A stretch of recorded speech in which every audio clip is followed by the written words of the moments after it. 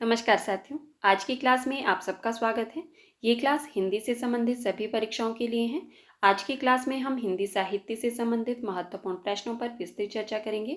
तो चलिए हम आज की क्लास को शुरू करते हैं और हमारा आज का पहला प्रश्न है, राहुल सांकृत्यायन ने हिंदी का प्रथम कवि किसे माना है? आपके पास ऑप्शंस में है स्वयंभू, गोरखनाथ, सरहप्पा या अब्दुल रहमान।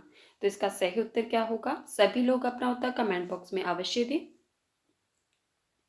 बिल्कुल सही। जिन साथियों ने ऑप्शन नंबर 3 बताया है उनका उत्तर सही है। राहुल सांकृत्यायन ने सरहप्पा को हिंदी का प्रथम कवि माना है। हमारा अगला प्रश्न है, हिंदी साहित्य का आधा इतिहास ग्रंथ के रचयिता कौन है? आपके पास ऑप्शंस में है रामकुमार वर्मा, डॉक्टर बच्चन सिंह, धीरेन्द्र वर्मा या सुमन राजे। तो इसका सही उत्तर क्या होगा? बताइए, हिंदी साहित्य का आधा इतिहास ग्रंथ के रचयिता कौन है?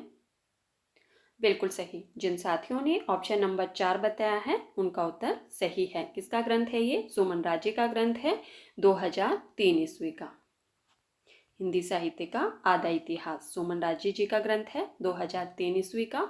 हमारा अगला प्रश्न है, शबरप्पा किसके शिष्य थे? आपके पास ऑप्शंस में है लुयप्पा, सरहप्पा, कणप्पा या गोरखपा।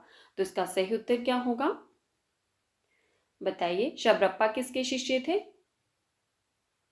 बिल्कुल सही। जिन साथियों ने ऑप्शन नंबर 2 बताया है उनका उत्तर सही है। सरहप्पा के शिष्य थे शबरप्पा। शबरप्पा की एक प्रमुख रचना है जो बार बार परीक्षा में पूछी जाती है, उस रचना का नाम बताइए। बिल्कुल सही। शबरप्पा की जो चर्यापद रचना है ये बार बार परीक्षा में पूछी जाती है, आपने ध्यान रखना है। और शबरप्पा सरहप्पा के शिष्य थे। हमारा अगला प्रश्न है, सत्यवती कथा के रचनाकार कौन है? आपके पास ऑप्शंस में है नारायण दास, मलिक मोहम्मद जैसी, ईश्वर दास या गणपति। तो इसका सही उत्तर क्या होगा? बताइए, सत्यवती कथा के रचनाकार कौन है और इसका रचनाकाल क्या माना जाता है, ये भी बताना है आपको। बिल्कुल सही। जिन साथियों ने ऑप्शन नंबर 3 बताया है उनका उत्तर सही है। सत्यवती कथा ईश्वर दास जी की रचना है, 1501 ईस्वी की। हमारा अगला प्रश्न है, कामायनी का अंतिम सर्ग कौन सा है? आपके पास ऑप्शंस में है आशा, चिंता, वासना या आनंद। तो इसका सही उत्तर क्या होगा?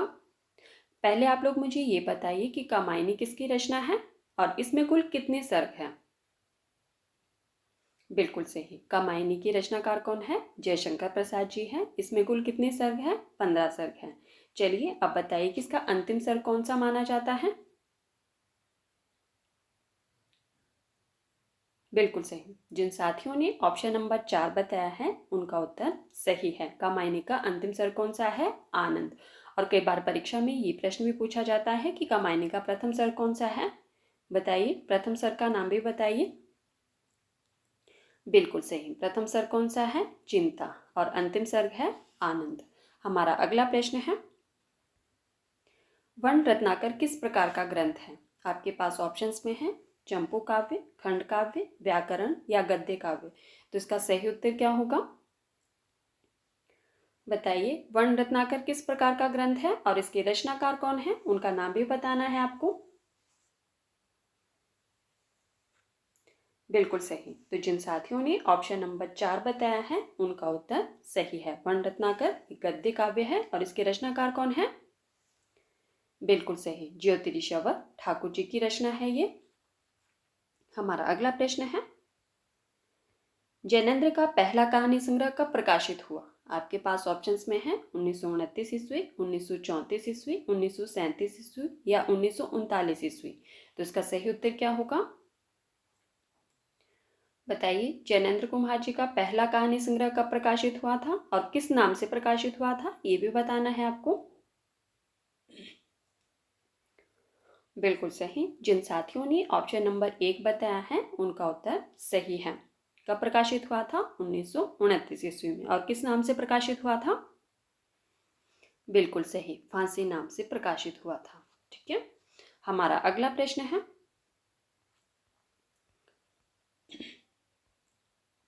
सूरदास को पुष्टि मार्ग का जहाज किसने कहा है? आपके पास ऑप्शंस में है वल्लभाचार्य, विठलनाथ, शंकराचार्य या नाभादास। तो इसका सही उत्तर क्या होगा? आप जानते हैं कि सूरदास जी को पुष्टि मार्ग का जहाज भी कहा जाता है। आपने बताना है कि किसने कहा है इन्हें। बिल्कुल सही। जिन साथियों ने ऑप्शन नंबर 2 बताया है उनका उत्तर सही है। ठीक है, विठलनाथ जी ने सूरदास को पुष्टि मार्ग का जहाज कहा है। हमारा अगला प्रश्न है, संशय की एक रात की रचना के लेखक हैं। आपके पास ऑप्शंस में है निराला, श्रीधर पाठक, नरेश मेहता या धर्मवीर भारती। तो बताइए इसका सही उत्तर क्या होगा? संशय की एक रात, इसके रचनाकार कौन है? साथ में इसका रचना काल भी बताना है आपको। बिल्कुल सही। जिन साथियों ने ऑप्शन नंबर 3 बताया है उनका उत्तर सही है। संशय की एक रात नरेश मेहता जी की रचना है 1962 ईस्वी की। हमने पढ़ा था कि नरेश मेहता किस सप्तक के कवि माने जाते हैं? बताइए कितना याद है आप लोगों को? नरेश मेहता जी किस सप्तक के कवि माने जाते हैं? बिल्कुल सही, दूसरे सप्तक के कवि माने जाते हैं। ठीक है, हमारा अगला प्रश्न है, व्योमकेश दरवेश किसकी रचना है? आपके पास ऑप्शंस में है विष्णु प्रभाकर, विश्वनाथ त्रिपाठी, कुमुद नागर या मदन गोपाल। तो इसका सही उत्तर क्या होगा? व्योमकेश दरवेश किसकी रचना है? बिल्कुल सही। जिन साथियों ने ऑप्शन नंबर 2 बताया है उनका उत्तर सही है, विश्वनाथ त्रिपाठी जी की रचना है। हमारा अगला प्रश्न है, हिंदी का पाणिनि किसे कहा जाता है? आपके पास ऑप्शंस में है कामता प्रसाद गुरु, किशोरीदास वाजपेयी, हेमचंद या विद्यापति। तो इसका सही उत्तर क्या होगा? बताइए हिंदी का पाणिनि किसे कहा जाता है?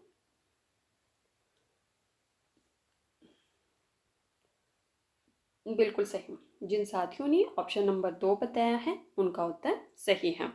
हिंदी का पाणिनि किशोरीदास वाजपेयी जी को कहा जाता है। आज का प्रश्न है आप लोगों के लिए कि प्राकृत का पाणिनि किसे कहा जाता है? ठीक है, क्या प्रश्न है कि प्राकृत का पाणिनि किसे कहा जाता है? प्लीज सभी लोग अपना उत्तर कमेंट बॉक्स में अवश्य देना। हमारा अगला प्रश्न है,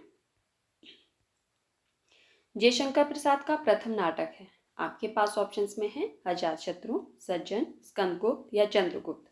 तो इसका सही उत्तर क्या होगा? बताइए जयशंकर प्रसाद जी का प्रथम नाटक कौन सा माना जाता है? बिल्कुल सही। जिन साथियों ने ऑप्शन नंबर 2 बताया है उनका उत्तर सही है। सज्जन जयशंकर प्रसाद जी का प्रथम नाटक माना जाता है 1910 ईस्वी का। ठीक है, अब हम बात करते हैं कि अजातशत्रु का समय क्या है। ये भी जयशंकर प्रसाद जी के ही चारों नाटक है। ठीक है, अजातशत्रु का रचनाकाल क्या माना जाता है? 1922 ईस्वी का नाटक है ये इनका।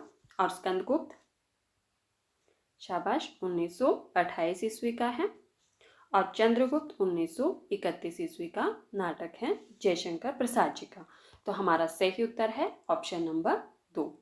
हमारा अगला प्रश्न है, चांद का मुंह टेढ़ा है किसकी रचना है? आपके पास ऑप्शंस में है भारतेंदु हरिचंद, धर्मवीर भारती, मुक्तिबोध या सूर्यकांत त्रिपाठी, निराला। तो इसका सही उत्तर क्या होगा? बिल्कुल सही। जिन साथियों ने ऑप्शन नंबर 3 बताया है उनका उत्तर सही है। चांद का मुंह टेढ़ा है मुक्तिबोध जी की रचना है। हमारा अगला प्रश्न है, साहित्यालोचन कृति के रचनाकार है। आपके पास ऑप्शंस में है रामचंद्र शुक्ल, श्याम सुंदर दास, लक्ष्मीकांत वर्मा या बाबू गुलाब राय। तो इसका सही उत्तर क्या होगा? बताइए साहित्यालोचन कृति के रचनाकार कौन है? बिल्कुल सही। जिन साथियों ने ऑप्शन नंबर 2 बताया है उनका उत्तर सही है। किसकी रचना है ये? श्याम सुंदर दास जी की रचना है 1923 ईस्वी की। हमारा अगला प्रश्न है, नामवर सिंह ने अधिकांश क्या लिखा? आपके पास ऑप्शंस में है कविता, उपन्यास, कहानी या आलोचना। तो इसका सही उत्तर क्या होगा? बताइए डॉक्टर नामवर सिंह ने अधिकांश क्या लिखा है? बिल्कुल सही। जिन साथियों ने ऑप्शन नंबर 4 बताया है उनका उत्तर सही है। आपने देखा होगा कि इन्होंने अधिकांश आलोचनाएं लिखी हैं। ठीक है, तो हमारा सही उत्तर है ऑप्शन नंबर 4। और डॉक्टर नामवर सिंह हिंदी के प्रख्यात आलोचक हैं। हमारा अगला प्रश्न है, निम्नलिखित में से कौन सी रचना तुलसीदास जी की नहीं है? आपके पास ऑप्शंस में है कवितावली, दोहावली, रामचंद्रिका या रामचरितमानस। तो इसका सही उत्तर क्या होगा? बताइए, इनमें से कौन सी रचना तुलसीदास जी की नहीं है, उसका चयन करना है आपको और साथ में ये बताना है कि फिर यह रचना किसकी है। बिल्कुल सही।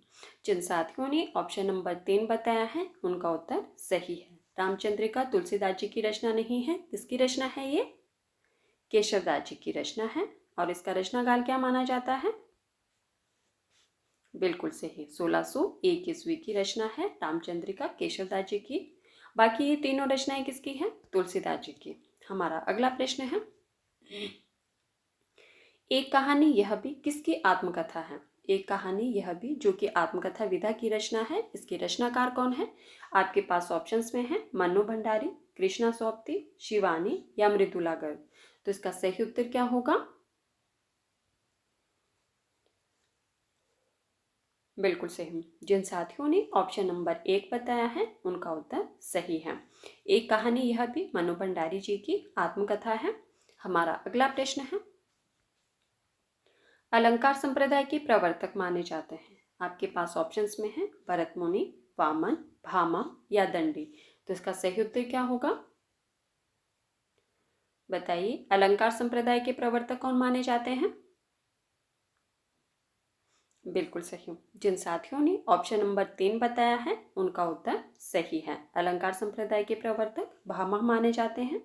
हमारा अगला प्रश्न है, मीरा की भक्ति किस भाव की मानी जाती है? आपके पास ऑप्शंस में है दास्य भाव, सखा भाव या माधुर्य भाव या इनमें से कोई नहीं। तो इसका सही उत्तर क्या होगा? बताइए, मीरा की भक्ति किस भाव की मानी जाती है? बिल्कुल सही। जिन साथियों ने ऑप्शन नंबर 3 बताया है उनका उत्तर सही है। मीरा की भक्ति माधुर्य भाव की मानी जाती है। अब हम बात करते हैं कि दास्य भाव की भक्ति किसकी मानी जाती है। बिल्कुल सही, दास्य भाव की भक्ति किसकी मानी जाती है? तुलसीदास जी की। और सखा भाव की भक्ति सूरदास जी की। बिल्कुल सही। ठीक है, और मीरा की भक्ति माधुर्य भाव की। हमारा अगला प्रश्न है, डॉक्टर राजेंद्र प्रसाद की आत्मकथा है। आपके पास ऑप्शंस में है सत्य की खोज, कुछ आप बीती कुछ जग बीती, अर्धकथानक या निज वृतांत। तो इसका सही उत्तर क्या होगा? बताइए, निम्न में से डॉक्टर राजेंद्र प्रसाद जी की आत्मकथा कौन सी है? बिल्कुल सही। जिन साथियों ने ऑप्शन नंबर 1 बताया है उनका उत्तर सही है। सत्य की खोज डॉक्टर राजेंद्र प्रसाद जी की आत्मकथा है। अब हम बात करते हैं कि कुछ आप बीती कुछ जग बीती, इसके रचनाकार कौन है? बताइए, कुछ आप बीती कुछ जग बीती, इसके रचनाकार कौन है? बिल्कुल सही। किसकी है ये? भारतेंदु हरिश्चंद्र जी की। ठीक है, और अर्धकथानक, इसके रचनाकार कौन है? बिल्कुल सही। अर्धकथानक किसकी है? बनारसी दास जैन। बनारसी दास जैन जी की रचना है ये। और निज वृतांत अंबिका दत्त व्यास की। बिल्कुल सही, अंबिका दत्त व्यास की आत्मकथा है। ये चारों रचनाएं जो है वो आत्मकथा विधा की है। डॉक्टर राजेंद्र प्रसाद जी की आत्मकथा है सत्य की खोज, कुछ आप बीती कुछ जग बीती, भारतेंदु हरिश्चंद्र जी की है। अर्धकथानक बनारसी दास जैन की है। ठीक है, और निज वृतांत अंबिका दत्त व्यास की आत्मकथा है। हमारा अगला प्रश्न है,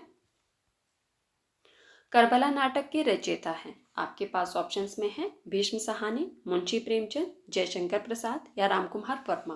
तो इसका सही उत्तर क्या होगा? बताइए, करबला नाटक के रचयिता कौन है? बिल्कुल सही। जिन साथियों ने ऑप्शन नंबर 2 बताया है उनका उत्तर सही है। मुंशी प्रेमचंद जी का नाटक है ये करबला।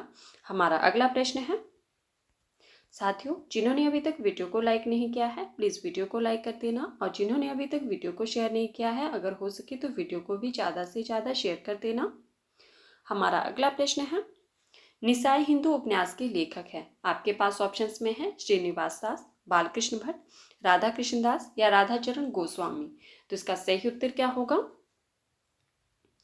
बताइए। निसाई हिंदू उपन्यास के लेखक कौन है? बिल्कुल सही। जिन साथियों ने ऑप्शन नंबर 3 बताया है उनका उत्तर सही है। किसका उपन्यास है ये? राधा कृष्ण दास का उपन्यास है।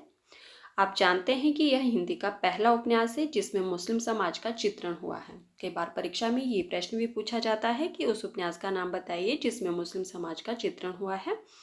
पहला उपन्यास कौन सा है? तो वो है आपका निसाय हिंदू, जिसके लेखक कौन है? राधा कृष्ण दास।